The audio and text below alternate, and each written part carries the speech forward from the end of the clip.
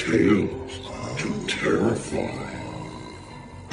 Welcome to Tales to Terrify, part of the District of Wonders network, featuring Starship Sofa, Crime City Central, and Protecting Project Pulp. Everyone has a story in the District of Wonders. Come and find yours. Good evening, children of the night. Come in. Come in. Welcome. Welcome to the Nook. Welcome to Tales to Terrify. Welcome to 2013. And welcome to Show 53. I'm Lawrence Santoro, and yes, it is. This is the first show of our second year, and all is as it should be. Shed your winter wear, such as that is, it having more or less given up being winter out there, but it's pleasantly cozy in here. We supply a semblance of winter indoor snuggling, a coolness of atmosphere, flickering lights, the scent of cinnamon, the smell of pine, plenty of room to spread, and if chilled, there are lap robes aplenty and warming beverages galore. So fill your cups, fill your bowls, and as suggested, snuggle. Tonight, we have Episode 7 of Horror 101, in which Kevin Lucia will take us through the late 19th century. He'll explore some haunted places and some spooky tales, and after that, then we will have a grand guignol sort of tale for you. A disturbing little piece about hopes and... you'll see. But patience, please. There are a few orders of business to clear up first. You have doubtless heard, Tales to Terrify has a book for sale. It's a large, generous book, 24 tales. The book contains some of the best horror fiction written in the modern era by writers who are really, really good. That is Tales to Terrify, Volume 1, and you can get it by clicking on the ad placard on our homepage at, well, you know where it is, http://talestoterrify.com/. Or you can go to any of the home pages in the District of Wonders. Come on, you know you want to. Many have. Many more have not. Why be among those? Then there is this to consider: how to write science fiction with Spider Robinson. Stop by the mothership, the good ship Starship Sofa, and enroll today. Get in before the door closes. It's a one-day-only experience, that day being Saturday, January 26th, beginning at 8 p.m. Greenwich Mean Time. Come on, Nighthawks. That will be Spider Robinson on the other side of your headset, whispering, well, growling. You know what Spider does. He'll be speaking directly to your inner head about his life in science fiction. So go on over to the Starship Sofa and enroll. You know you want to. Okay. Are you settled in? Are you comfy? Is the flicker, gloom, and shadow set just right for you? Okay? Kevin Lucia is back from his Christmas break, and tonight he begins with, well, you'll hear. Here's Kevin with Horror 101.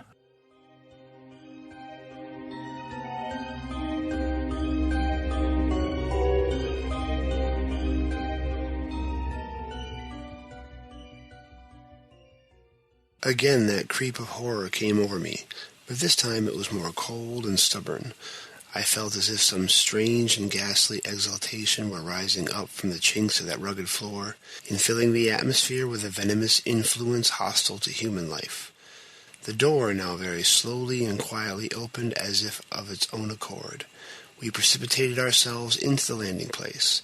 We both saw a large, pale light, as large as the human figure, but shapeless and unsubstantial, move before us, and ascend the stairs that led from the landing into the attics.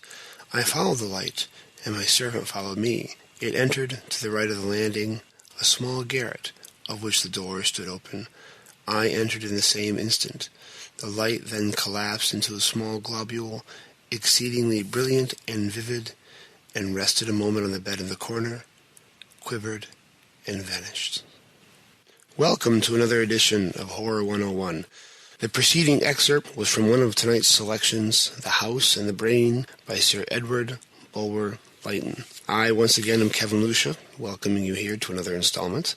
And we're continuing on in our examination of the house motif in the history of the horror genre. Just in brief review of last episode. Last time, we looked at 3 different kinds of houses. We looked at the cursed house, and we examined The House of the Seven Gables by Nathaniel Hawthorne. We looked at the dying house, and we looked at The Fall of the House of Usher by Edgar Allan Poe. We looked at a classic haunted house story, The Turn of the Screw by Henry James. And we looked at a natural Gothic installment, Jane Eyre by Charlotte Bronte. This month's installment will look at several different types of haunted house stories. First, we'll be looking at The Haunted House Story, a collection edited by Charles Dickens, which I had come across very much by accident. We will then look at The House of the Brain. We will also look at a short tale called The Alchemist by H.P. Lovecraft. And our Natural Gothic selection this installment is going to be Wuthering Heights by Emily Bronte. Before I dive into that, I wanted to offer an amendment to our plans for this program, which I imagine will be happening quite a bit, because I'm exploring these works right along all with the rest of you as you're hearing them. So I'm finding different areas that I want to focus on as I continue. And ironically enough, in reading The House and the Brain, I was prompted to remember a motif that I had left out. If you'll remember, I had set out to examine the house, the ghost, the beast, and the weird. I kind of also left out the occult detective, because that's really what we have in The House and the Brain, and we talk about that a little bit later, is that scientific paranormal investigator who's consumed with the occult and seeks it out and tries to examine it or debunk it or investigate it. And that, there's just a whole category that features that motif. So I wanted to know that I'm going to add that to my schedule. And I've also decided that when I examine certain authors, because after I get through looking at the different motifs, I'm also going to touch down on particular authors and how their work has impacted the genre, I've decided that even though we tend to categorize him as a science fiction author, I'm going to do an examination of the works of H.G. Wells. Because when you really think about it, when you think of the War of the Worlds, there is certainly an element of cosmic horror there. When you think of The Invisible Man and The Island of Dr. Moreau, you're thinking of that penetration again into unlawful knowledge, or that knowledge that man should not have. When you think of The Time Machine, that's a very horrific future in a very subtle way that kind of creeps upon you, especially if you're reading it for the first time, with the Eloi and the Morlocks. So I believe those works are worthy of examination within the horror genre because, again, I think I've said this already, and I'm not the only one who said this. Other people far more intelligent than I have said this. Science fiction is always going to have that strain of horror in it. All literature has a strain of horror in it, but science fiction especially is always going to have that strain of horror in it because if we're encountering aliens, whether or not it's a straight-up or a pastiche, just that alienness, that otherness, that non-human aspect provides a thread of horror. If it's a science fiction tale, again, exploring advances in technology or advances in science, we're once again treading ground in that unlawful knowledge or that knowledge that man should not possess. So we're definitely going to take some time out and examine H.G. Wells as we continue. So first up tonight is A Haunted House Story by Charles Dickens. Now I have to admit I came across this entirely by accident in my search for works that I wanted to consider when I looked at the haunted house motif. And it's actually a very interesting collection. And that's another thing. When you really start examining the horror genre or all literature, it's funny how today, and there's hyperbole everywhere, but it's funny today how publishers or small press publishers, large publishers, or writers proclaim this brand new anthology that's a brand new idea that's never done before.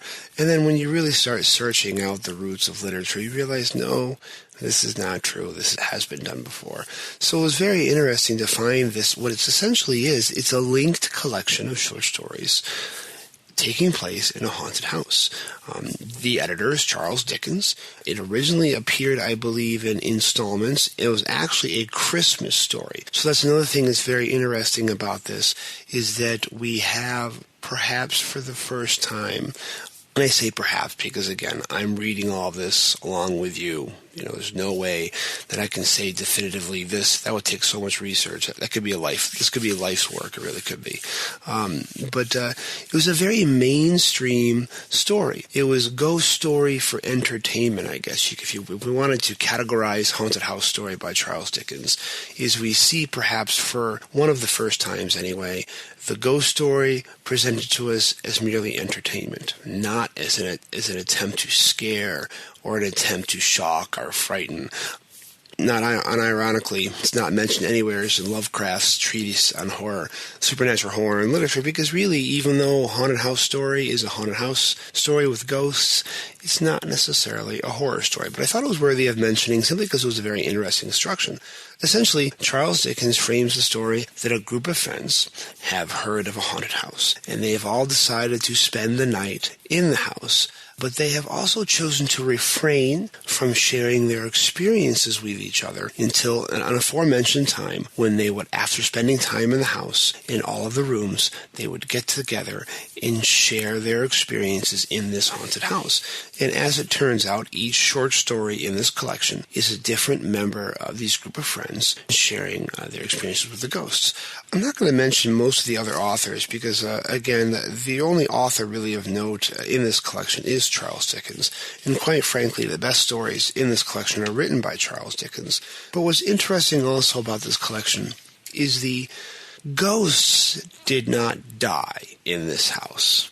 Which, again, this is more of a fun story about ghosts telling their lives, not so much an examination of how they haunt a house and the pain and misery they died in.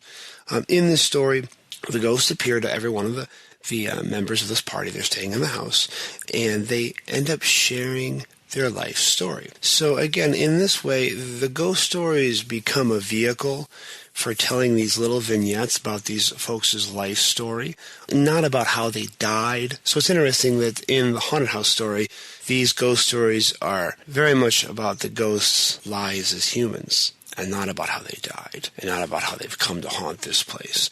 So it's an interesting collection. And again, I say, in many ways, very mainstream. I will admit the quality is a little uneven, some of the stories. I think the best stories are written by Charles Dickens himself. But this is also a collection that I discovered free online for your Nook or a variety of sources, and I'll post a link to our Facebook group, which once again, if you haven't joined us yet, we do have a group on Facebook called Horror 101, Explorations in the Roots of the Horror Genre is the title of the Facebook group. And I will post that to the Facebook group at a later date. So yeah, The Haunted House Story by Charles Dickens. Our second work of this installment, probably the one I'm going to spend the most time talking about because I found it simply to be the most intriguing, is The House in the Brain by Sir Edward Bulwer-Lytton, who ironically, in my research, little things that you don't realize, he is the one who coined for us, "It was a dark and stormy night." So I'm sure Charles Schulz and Snoopy thank Sir Edward Bulwer-Lytton for providing that line. The House in the Brain offers us a classic setup. We have a house that's filled with strange phenomena for years. The landlord can't get anybody to stay there, and it's cursed, and they're assuming haunted by the former inhabitants. We don't know who they are. All this landlord is concerned with is, I can't rent it out to anybody because nobody will stay there. Eventually, the caretaker lady who's watching over it is found dead, and now our landlord is stuck with a house that he can't get anybody to buy, he can't get anybody to stay in. Enter our intrepid, unnamed narrator, which again, this book is the book that has prompted me to add the occult detective to our examination, because our narrator is a scientific, rational man who is in many ways, I don't want to say obsessed, but he's very interested in the occult, very interested in the supernatural. And the very first thing he thinks when he hears about a haunted house, a friend says to him, "Oh, I found a haunted house in London." And our narrator's like, "Really? Great. I want to stay there." So he goes and talks to the landlord and talks about the occult, talks about what may be happening there, and he decides that he and his servant are going to spend the night in this house intentionally to investigate the phenomenon. So we have a 18th century ghost hunters, if you will. He and his servant end up spending the night there, and indeed, as you saw part of the excerpt I read at the beginning of this podcast, they experience ghostly phenomena, doors opening and closing, visual phenomena, feelings of creeping horror and dread, haunting you from room to room. One room in particular that seems very tainted with a sense of malignant evil. At some point in the night, the servant loses it and runs out in terror. And also, at one point, our narrator brings a faithful dog, of course, because all animals can sense the paranormal. And unfortunately, in one incident, our narrator's dog is killed. But interestingly enough, our narrator goes back to talk to the landlord the next day, and he's willing to concede that there is something supernatural happening in the house, but he's not willing to concede that it is a haunting, because of his beliefs in the occult and the ability of humans to learn forbidden knowledge and to gain access to powers and abilities through the power of their mind and their psyche and their brain. He believes that supernatural phenomena can still have a human root, a human source. And he really, especially when he's thinking of the fact that it looks like his dog was killed because it was strangled, he begins to believe that even though there's all this supernatural phenomena that they have experienced, he believes there's a human agent. An interesting side note here would be to reflect on one of my earlier podcasts and also the work of Noel Carroll from the Philosophy of Horror, in how a lot of the original ghost stories, we could theorize that they gained popularity in the early Gothic novels as kind of a knee-jerk reaction to the advent of the Enlightenment and reason, and we can study everything. And it's interesting that in this ghost story, our main character is still maintaining that no, there are no ghosts here. This is supernatural, it is occultic, but it's still something that I can quantify and study, which he ends up doing, of course. He ends up going back to the house the next day, or several days after, to pursue a further investigation. And in their investigations in the house during the day, they end up discovering a secret room. Which, again, how many times have we seen this played out through the generations in stories and movies? He finds a secret room full of occultic materials, books, powders, potions, symbols, sigils, and it becomes apparent that this room is kind of like a supernatural occultic workshop. In a drawer, he finds a portrait of a man he recognizes, a man of occultic renown, a famed investigator into the occult. Then somebody else who's with him also recognizes the face, but he recognizes this as somebody else who lived in India and also wanted by the law for his occult practices. And through their investigations, they suddenly realize, or they discover that this portrait of this man they all recognize is far too old to be the man they know of only 15 years ago. So now, here is our investigator's culprit. Here is the source of the supernatural power, who it appears to be kind of a Melmoth the Wanderer figure, some sort of sorcerer or wizard or something of that nature, a man of the occult, an Albertus Magnus, if you will, who has learned how to obtain, at the very least, longevity of life, and for some reason has been haunting this house and making sure that no one who ever lives here will ever dwell in peace. The next day, our narrator notices someone observing the house from a distance who looks a lot like the guy in the picture. By the time he gets there, the guy's gone. Our narrator ends up tracking this man down at a local diner bar. And indeed, this is our figure, our sorcerer, who long ago was an original possessor of this house, and he was wronged in a love affair, and he is now determined to haunt this house on occasion with his spells and magics to make sure that no one could ever live a peaceful life in this house.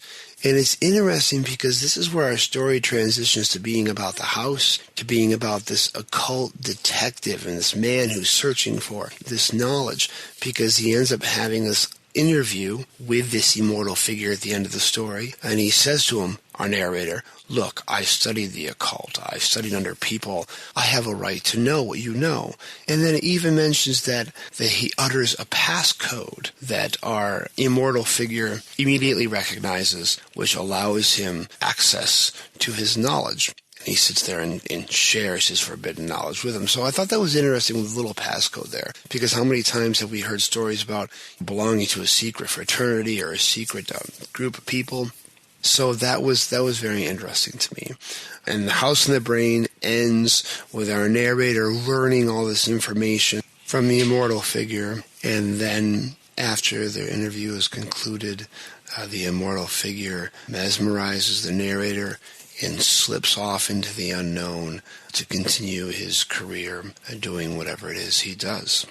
So I found it very interesting to find this installment in the haunted house genre to be also kind of an introduction of this occultic investigator whose sole purpose is to seek out these experiences and try to study them and quantify them. And an interesting side note to this story is a short story by H.P. Lovecraft called The Alchemist, because I'm beginning my studies on H.P. Lovecraft now to eventually deliver a podcast, or probably it'll take several podcasts to talk about Lovecraft's inheritance and what he gave the horror genre. But I came across a small little story of his called The Alchemist, which is, interestingly enough, written at the turn of the century, very similar to both The House of the Seven Gables and The House of the Brain, in that we have a first-person narrator talking about his family's curse, in that in ages past they had somehow wronged a learned man, a sorcerer, who then placed a curse on his household so that every generation of the male of the family, when they reach a certain age, would die a horrible death. And this does come to pass. Every generation in this family, when a male reaches a certain age, they die. So in that case, it's very much like the House of the Seven Gables. However, our narrator, in the course of the story, discovers that it's not a supernatural curse that is killing them at this age every year, but the alchemist, the original sorcerer who cursed them, had discovered how to achieve immortality and has been hiding in the bowels of the house this entire time, and at the appointed time every generation sneaks out and finds a way to kill or murder the person. So completing the curse, again, very similar to the House in the Brain, supernatural in that they have gained access to all these powers, but not ghostly supernatural, not a curse that floats around and strikes every couple of years, but the actual person who's been hiding under the house. So I thought that was a very interesting little amendment to that story. And finally tonight, our Natural Gothic installment is Wuthering Heights by Emily Bronte. And again, very briefly, the reason why I've kind of been keeping the track as long as we develop the horror genre on the Natural Gothic is because, as I said before, it's interesting how the genres had a common root and then split into, again, the very overly genre tales, maybe featuring occultic elements and hauntings and ghosts and demons. And they also pursue another track pursuing perhaps more literary sensibilities. Last time we talked about Jane Eyre by Charlotte Bronte. This time we're going to look at Wuthering Heights by Emily Bronte.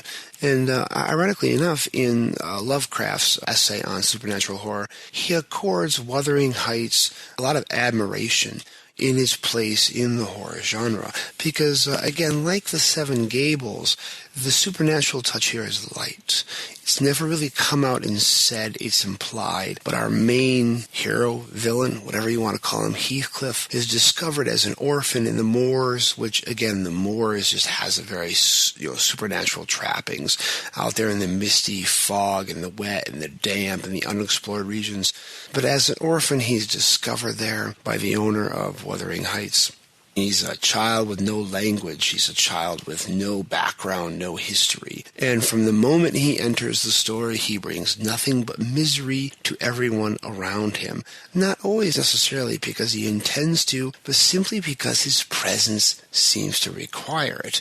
And he grows and matures into a man who is almost inhuman in his, not only his intentional cruelty, but his simply does not seem to recognize any human sense of sympathy or empathy throughout the story. It's ironic, the father who adopted him dies very soon after he comes to live with them. He ends up tormenting his brother all the way to his grave as an adult, and everyone he touches, he ruins their lives. And there are mild elements of hauntings here. It's a frame narrative told by Mr. Lockwood, who, when Heathcliff is an adult, Mr. Lockwood comes to stay at Wuthering Heights. And very early in the story, when he has to spend the night at Wuthering Heights, Mr. Lockwood references that he believes he hears a ghostly voice out of a window of a young female begging to be let in. And of course, we assume it's Catherine, who, and again, the relationship between Catholic and Heathcliff is just toxic. They're the couple that can never be together, yet they can never be apart. And they literally haunt each other in life. And then after she passes away, there's intimations that she haunts Heathcliff. Heathcliff haunts her grave. And then at the end of Wuthering Heights, for several days, Heathcliff, as an adult, Heathcliff claims there's a change coming. He claims of strange visitations and seeing Catherine until he stops eating. We discover him in his room, strangely dead. We're not sure how he dies. And then he's ended up laid to rest next to Catherine. And there are stories afterward that he and Catherine can be seen walking the moors, even to this day, together in death as they were in life. So again, we see here what has come to be recognized as one of the hallmarks, one of the masterpieces of literature, branching off from the genre trappings of, say, The House and the Brain, but still invoking that sense of dread, maybe subtly, even if only you're reading through the book and you're wondering, is Heathcliff even human? What's wrong with him? How can he not understand these basic elements of human compassion and empathy? And they're nothing but tormented people, living tormented lives. And Lovecraft actually called it a tale of life, of human passions in agony and conflict. So it's definitely deserving of mention in our exploration of the horror genre in all of its forms. And that concludes this month's installment of Horror 101. I hope it was an enjoyable podcast. Next time, we're looking to examine The House on the Borderlands by William Hope Hodgson, The Rats in the Walls, again another tale by Lovecraft, Uncle Silas by Le Fanu, and if I have time, I think our final look at the natural Gothic story, which we're going to let go of that as we continue. Our final look will be Bleak House by Charles Dickens, either next time or the time after that. Again, I hope you've enjoyed the podcast. If you ever have any questions or comments, feel free to drop me a line or to especially join our Facebook group, Studying Horror, Horror 101 Explorations of the Roots of the Horror Genre. Once again, this is Kevin Lucia. Thank you for listening, and keep reading.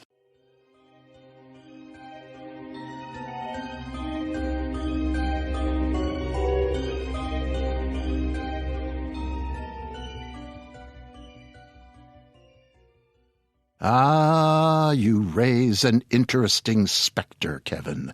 Next month, you will dissect one of my favorite stories from the olden days of horror, William Hope Hodgson's House on the Borderland. I'm looking forward to that. Say, you think you can do this job? You got the moxie, you got the stuff to host the telling of tales on the toughest patch of dirt the District of Wonders can throw at you? You like adventure and daring-do? Do you perform impossible feats where the odds are against you and the situation is grim? Sound like fun to you? If that's your meat and potatoes, have I got a suggestion for you, friends. Dave Robson, the tale master over at Protecting Project Pulp, is going off to seek other adventures in far-flung realms, you see. His size 13s need to be filled and fast, see? There's a lot a host can do in that show. Well, at the heart of it, the show is the host's. To make a lot of, or, well, it's up to the person. You see? So, you think you've got what it takes? Yeah? Well, then drop a dime at starshipsofa@gmail.com. Ask for Tony. Okay? The offer's on the table till January 23. After that, it's in someone else's pocket. Okay? Okay, well, that's enough of that. Harry Shannon is a phenomenal, well, I want to say writer, and he is that, but he's a lot more. He's been an actor, singer, an Emmy-nominated songwriter, a recording artist in Europe, a music publisher, vice president at Carolco Pictures, Terminator 2, Total Recall, Rambo, et al. He's worked as a freelance music supervisor on films such as Basic Instinct and Universal Soldier. He holds an MA in psychology and currently counsels in private practice. Harry has won the Tombstone, the Black Quill, and has been nominated for the Stoker. And although Harry's primarily a novelist, he's sold stories to genre magazines such as Cemetery Dance, Horror Garage, City Slab, Crime Spree, and Gothic.net. He contributed a 25,000-word mystery horror novella to Cemetery Dance's limited edition collection, Brimstone Turnpike. And he's had shorter fiction in genre anthologies like Dead West, Dead Set, and In Delirium 2. Harry was also in the World War II-themed anthology with me, A Dark and Deadly Valley. And of course, I recommend that heartily. I could go on, and usually do, but tonight I won't because I want you to get into this story. And let me mention, this is a disturbing tale. So the squeamish among you might want to hide your ears or go scream in the corner. Here is Harry Shannon's Violent Delights.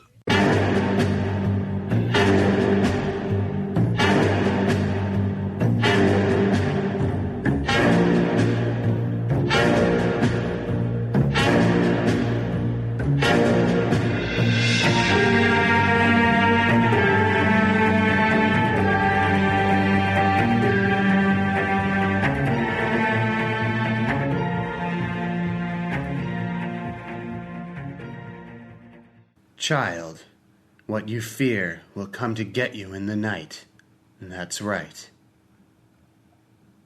Jack had read that somewhere, perhaps in some piece of macabre modern fiction, maybe a horror tale.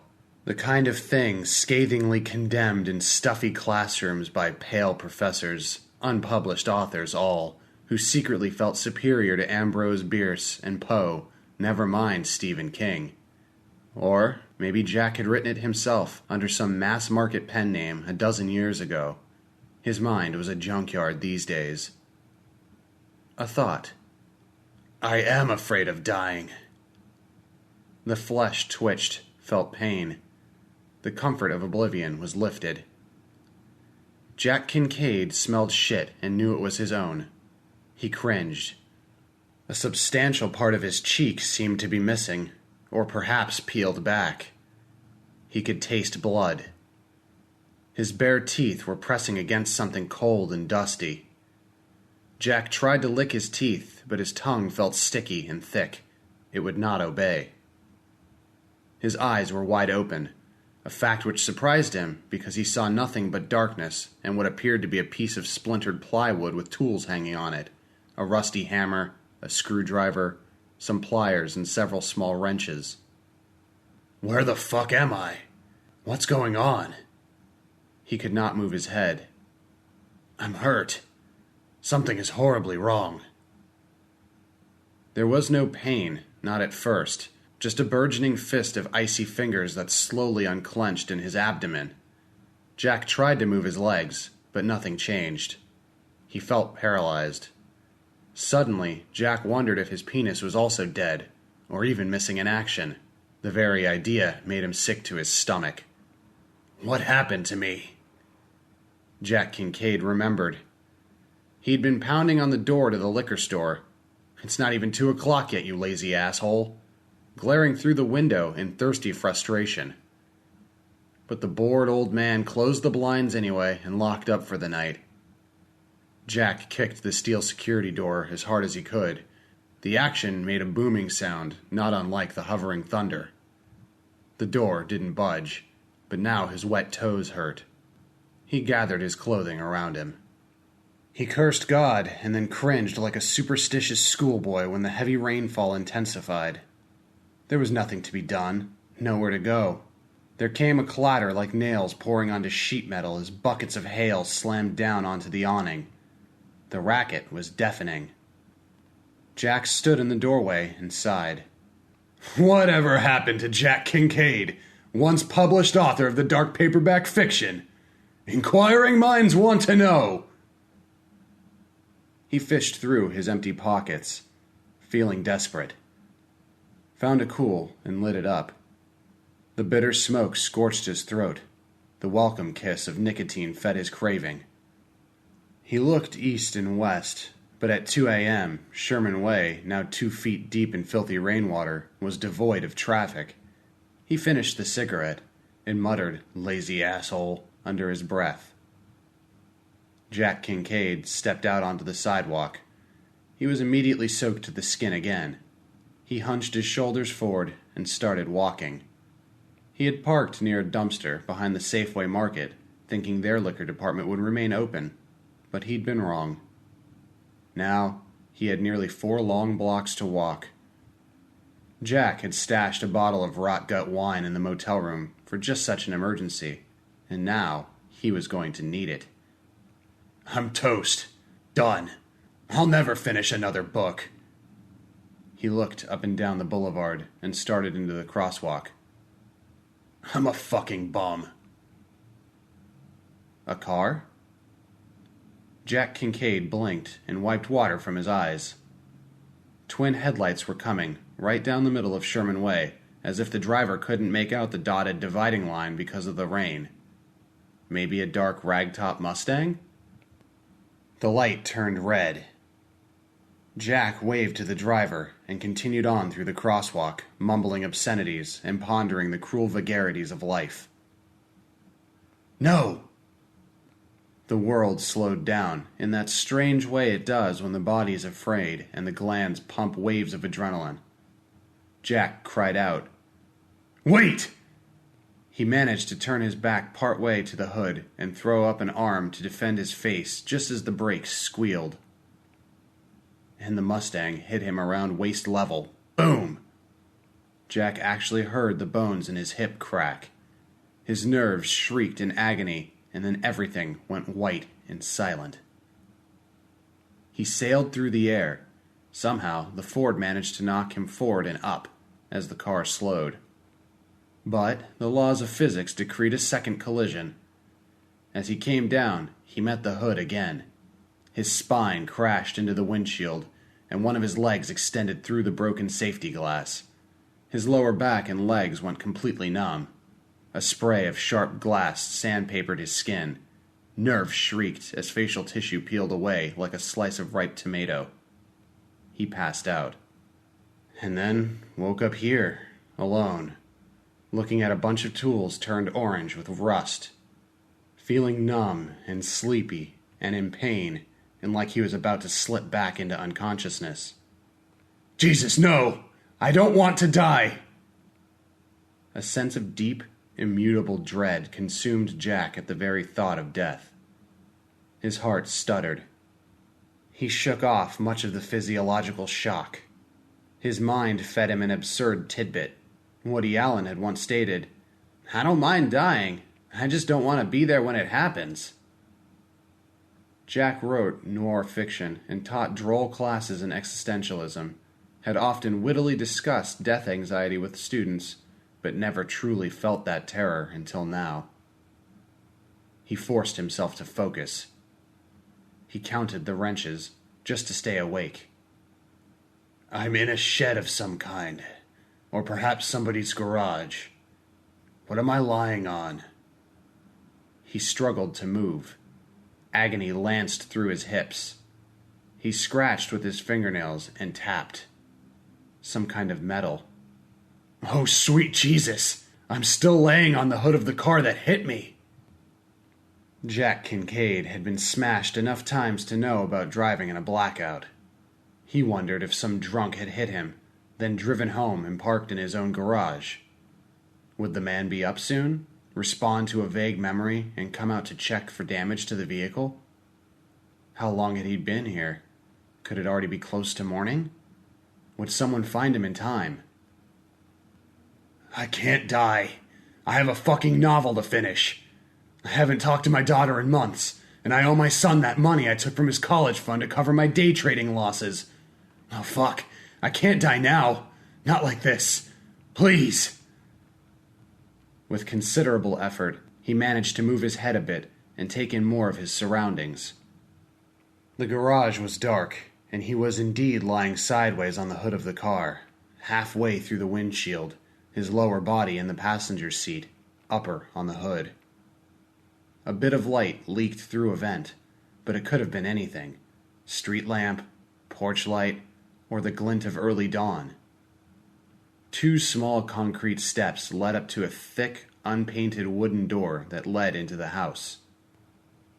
Jack ordered his hand to make a fist and failed. Tried again. The third time was the charm. He swallowed blood and tried to pound on the hood. His first attempt was too weak, and his flesh just slid along the surface without making a sound. A twinge of pain shot down his back and caused a lumbar spasm. Agony made his teeth clench. His torn cheek flared white-hot in response. He tried again, and this time succeeded in making some noise. A dull thud echoed through the garage. He pounded a few more times, and then gave up. The effort exhausted Jack, and he closed his eyes. Help me! Help me! Don't let me die like this! I'm afraid. His heart fibrillated with excitement. Something had moved on the other side of the unpainted door. He heard some floorboards squeak. Jack managed one more thump, and then tiny white dots sprinkled themselves over reality. He was close to passing out again. Jack was terrified he'd never wake up. The floorboards creaked again, and then he heard some footsteps, moving down a hallway probably, and heading for the garage. Someone was coming. He fixed his eyes on the door, and it seemed to enlarge in his vision, as if viewed through binoculars. Thank you, God. Thank you.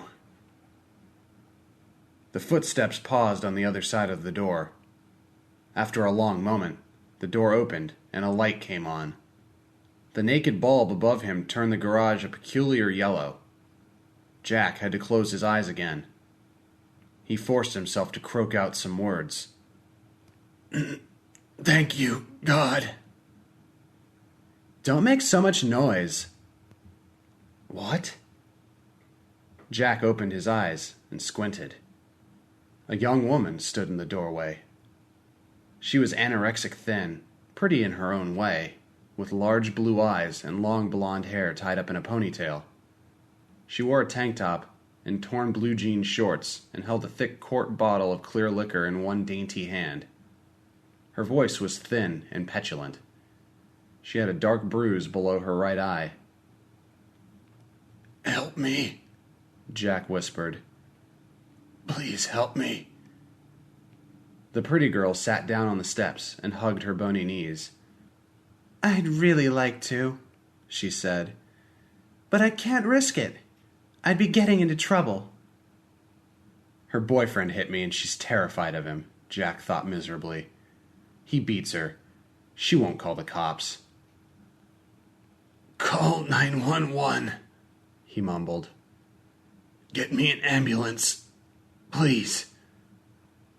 I can't, she said. Look, I know this sucks, but I have to consider my own position here, you know? What? The girl was chewing gum. She blew a bubble that immediately popped and forced her to peel it away from her face. Sorry. Ever since I quit smoking, I have to chew gum to stay thin. I need to do something with my mouth, you know? She took a sip of her liquor. He heard the contents sloshing.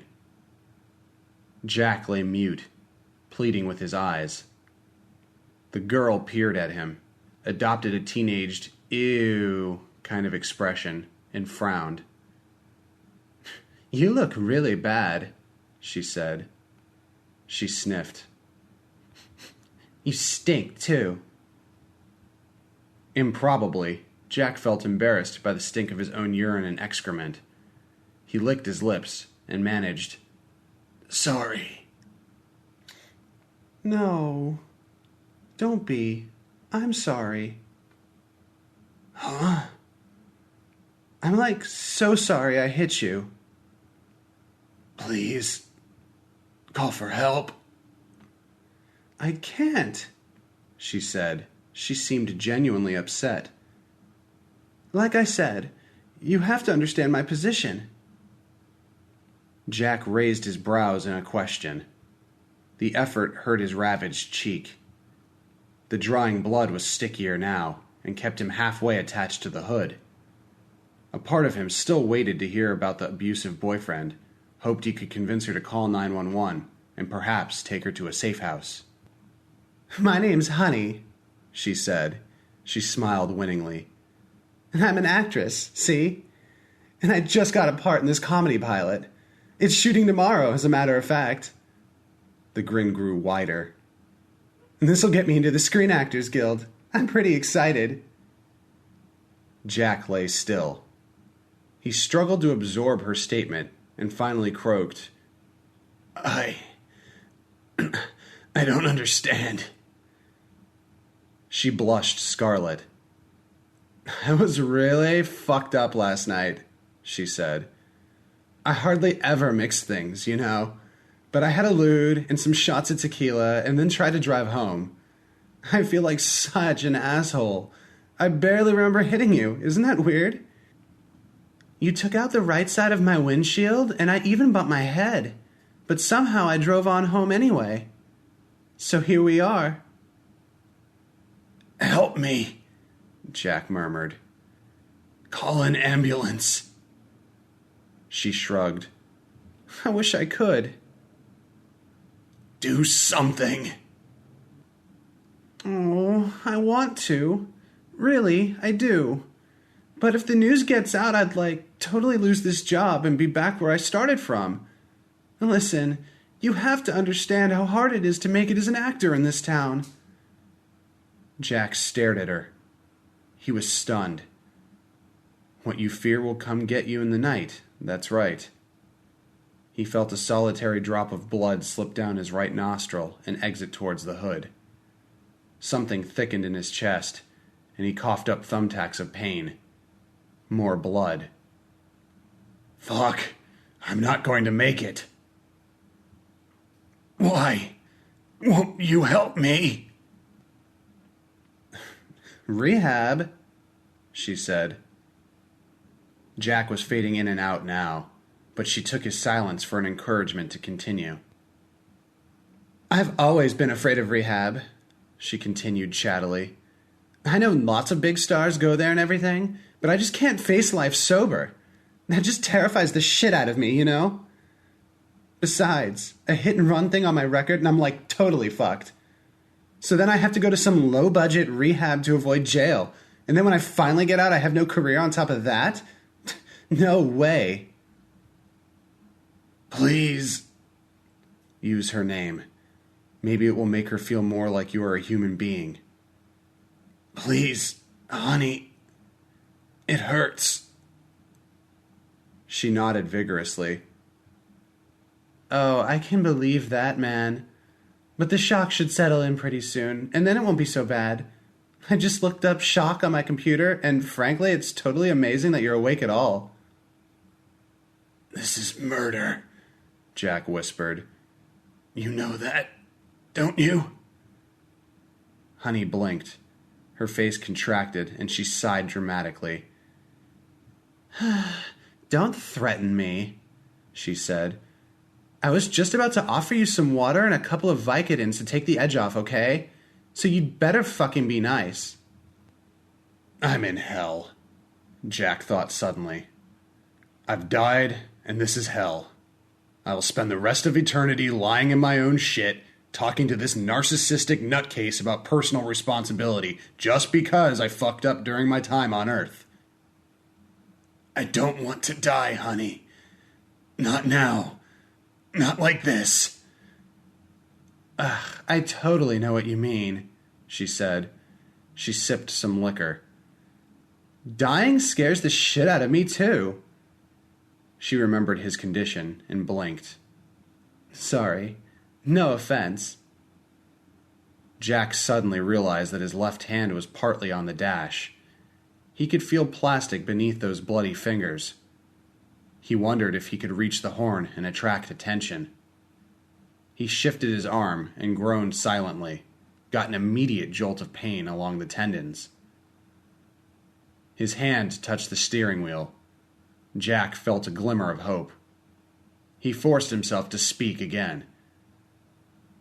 Get me some water, he croaked. Honey scowled. Not if you're not going to ask nicely. I don't believe this bitch. Please. She smiled brightly. Okay then. Want to take a few Vicodin? It will make all of this a lot easier on the both of us. Sure, Jack whispered. Forced out, thank you. Honey put her quart of booze down on the steps and got to her feet. She trotted back into the house, but left the door partway open. Jack took a deep breath and steeled himself. He grabbed the steering wheel and hauled his upper body to the left. He bit down and bloodied his tongue to hold back a wail of pure agony. The world tilted and rocked. After a long moment, he reached down again. The car was a relic of the Cold War. The horn was easy to find. He pressed it. Whoa! The racket was loud enough to hurt his ears. Morse code, right? He tried for SOS, 3 longs and 3 shorts. Whoa! Whoa! Whoa! A deep breath, a ragged scream. Help me! Please, help me! The noise was thrilling, exciting, sure to bring help.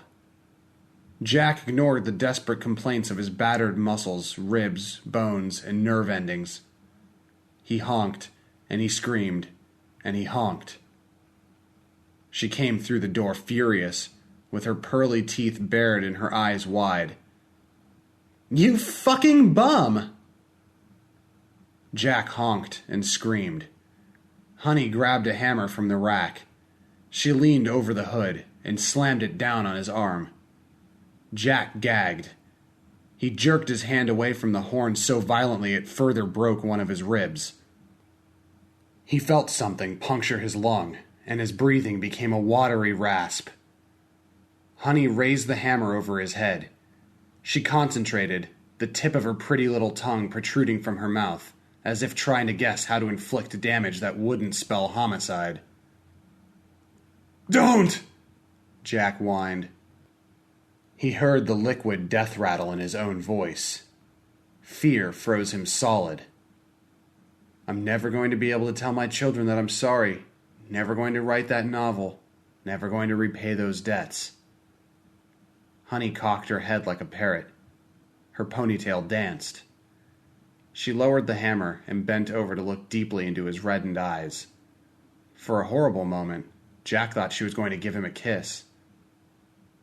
Oh, you poor baby, she said tenderly.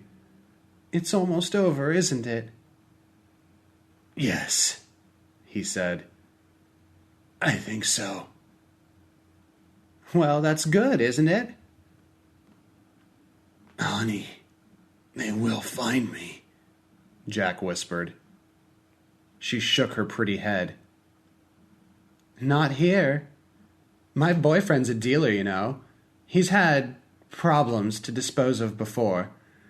When he gets back from Vegas, we'll take you out to the dump, like in an old carpet or something, okay? But...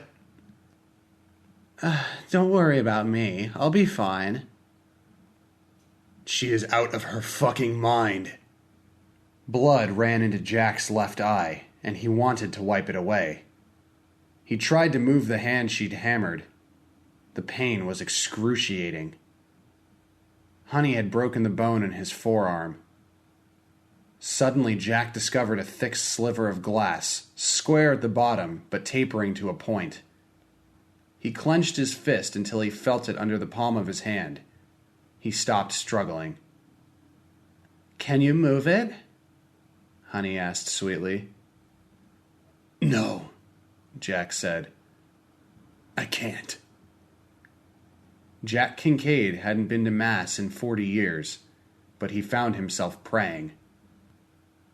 "Oh my God, I'm heartily sorry for having offended thee." Honey dropped the hammer. It bounced off the hood and clattered onto the garage floor. She yawned. "I'm going to bed," she said. "Just let yourself go and totally get it over with. No offense, but it looks like you didn't have much to live for anyway, right?" "And you're young. You're going to be a star," Jack said. Honey searched his beaten face for sarcasm. Jack forced a nod. "I can understand that, honey," he said. "You're probably right."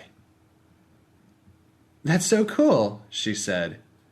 "Good night, then." "Wait, can I have the pain pills?" Honey considered. Finally, she shook her head and walked back to the steps. "You know what? I really need them for myself to come down. I have to get some sleep." "Please. It hurts, honey. Please." Honey hesitated. "All right," she said. "I don't want you to think I'm, heartless or anything. You said you were thirsty. You can finish my tequila. Will that help?" A harsh spasm rolled through him. For a moment, Jack thought it was over, but the hurt subsided. "I'm thirsty," he whispered. "Yes." Honey picked up the quart bottle. She approached, swinging her hips, bent over the hood and held it to his lips. Jack drank like an animal, ignoring the pain, until he felt that welcome heat of alcohol hit his stomach. He put away enough to quench his thirst, and dull his agony for a while. He closed his eyes.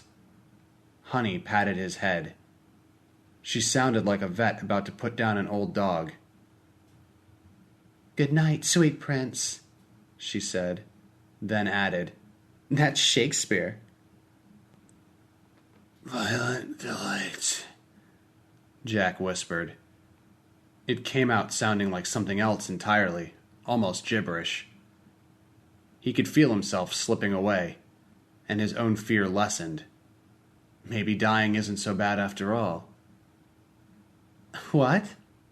Honey said. He sensed her leaning closer, hoping to hear something profound. He whispered again, almost inaudibly. "I can't hear you," Honey said, sadly. Jack used his remaining strength to seize the ponytail with his right hand and the shard of broken glass with his left. He cut her scalp, and blood spurted down her cheek. Honey screamed and struggled. Jack giggled. He felt something warm spurt from his nostrils. Honey was athletic and strong for her size. She struck his shoulder with the empty tequila bottle. Once. Twice. Jack held on and then cut her scalp again. She howled with pain and fear as some tender flesh peeled away. The bottle slipped from her hand and clattered to the floor. Jack grunted with pleasure. He slammed her head down on the hood. Dazed, Honey looked up as if about to beg for mercy. She saw that the remainder of Jack's cheek had been ripped completely away. His white skull and yellowed, grinning teeth were fully exposed. Honey, looking into his bulging, merciless eyes, shrieked like a young girl at a rock concert. "Please don't hurt me anymore!" Jack giggled and heard that odd little rattle again, deep in his chest. He took a deep breath. With his bloody left hand, he began to peel away the skin of her pretty, pretty face, all while chanting aloud in a hoarse, croaked voice. "Child, what you fear will come to get you in the night. That's right." He was halfway finished when he died. Honey lived. These violent delights have violent ends. Shakespeare, Romeo and Juliet, Act 2, Verse 9.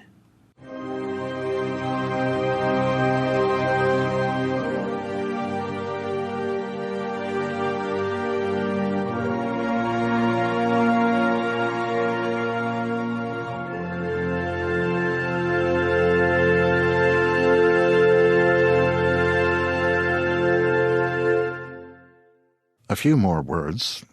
Harry does noir, and his first effort in that regard was Memorial Day, a hardcover release from 5-Star First Edition Mysteries in May of 2004.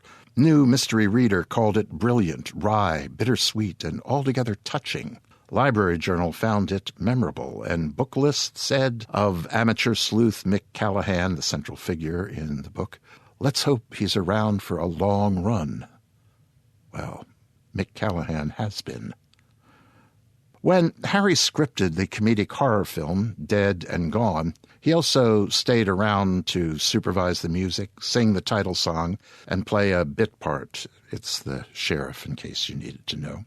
Then he wrote the novelization. We'll have more of Harry's work. And thanks again, Harry. Violent Delights was read for us tonight by Joe San Marco. Joe San Marco's been here before. You remember him. He did Sins of the Living, then picked up John Shirley's unforgettable Isolation Point and did Mark Rigney's Called an Account in Show 33. He is a former Angelino and now lives in Harrisburg, Pennsylvania. What a change of pace. He's 25 and an aspiring voice actor focusing on getting into animation or gaming. A proud geek, he calls himself, and has a soft spot in his heart for fantasy and science fiction. And thanks again, Joe. Your visit to the Nook tonight it's going to be about average length. Violent Delights took Joe a shade below 29 minutes to read to you. Horror 101 ran a smidge over 24 minutes. Welcomes, comments, information, business farewells, personal asides, and so forth will top your visit this evening to a few minutes beyond an hour. As said, that's about average for our little gatherings here.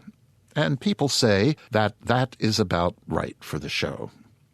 There are tales out there in the darkness, though, that tales by nearly everyone, Lovecraft, William Hope Hodgson, by the James Boys, and by contemporary authors galore, myself included, stories that are wonders of the chilly arts and the dark crafts that run far longer than an hour, 3, 4, 5 hours more. So here's the thought. I would like, from time to time, to prepare a longer tale and run it over several weeks. Present it like a serial of old cliffhangers, if cliffhangers there be and all. I know. As a writer, I hate to break the spell that a tale is weaving. I hate to give the gathering horror a respite, but sometimes it's just necessary. I proposed this idea on our Facebook page last week, and to date, the response has been overwhelmingly positive. Some suggested that they didn't mind, but they'd collect the weeks and listen when all episodes have aired. I understand that. Some said yes, but would prefer that the serial ran to only 2 episodes. Well, there were other thoughts. Here's the point. What do you think? Well, did you miss the Facebook discussion on that? If you did, you're probably not a Facebook friend of Tales to Terrify, am I right? Yes? Well, to date, Tales to Terrify approaches about 570 likers. We could always use more friends, of course. So come aboard, join the discussion, let me know your thoughts, and thank you, all of you, for your suggestions for authors to feature during our meetings. And yes, we'll have more of Marty Munt in 2013. We'll have more Hodgson, more Lovecraft, more King, I hope. Well, more. So that will do it for the evening, children. Week 1 of our second year. So, up and doing, bright and chipper, gather your coats and furs about you and be on your darkling homeward walks. Be careful, by the way, of the streets, nearly empty as they are in this district, of the District of Wonders, at this time of night. We have had accidents in the past, recent past. From now until the sun rises from the lake, those are the hours when exactly the wrong people are abroad on the streets, strapped into their too-fast killing machines. These are the hours when they are least likely to notice a bemused walker in the dark. So, children of the night, be careful, so you may arrive safely home to feed the creatures you keep, and to crawl into bed and have your always pleasant dreams.